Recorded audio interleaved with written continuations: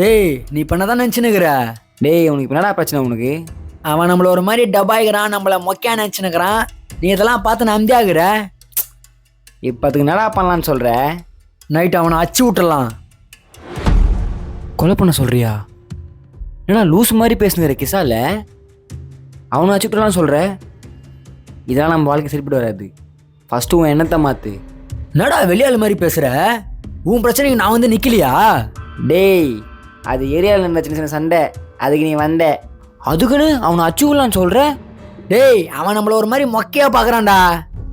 அதுக்குன்னு நம்ம வாழ்க்கையை தொலைச்சலான்னு பார்க்குறியா? கோர்ட்டு கேஸுன்னு நம்ம குடும்பத்துக்கு நம்மளே பாரமாக இருக்க சொல்கிறியா? நான் தல பயப்படுறியா?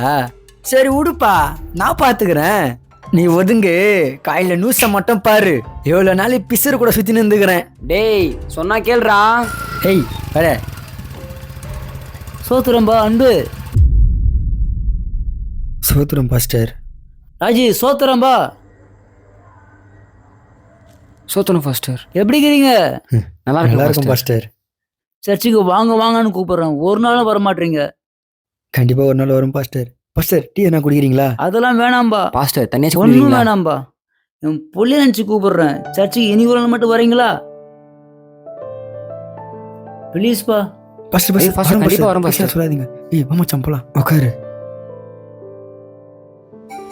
பாஸ்டர் நீங்க என்ன ப்ரேயர் பாஸ்டர்? நீங்க நைட் ப்ரேயர் அன்பு.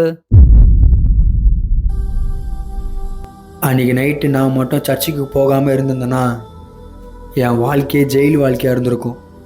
என் லைஃபே போயிருக்கும். ஆனால் இயேசு என்னோட வாழ்க்கையே மாற்றினார். உங்கள் மேலேயும் அவர் நோக்கமாக இருக்கார். நண்பர்களே, இயேசுவை தேடுங்க.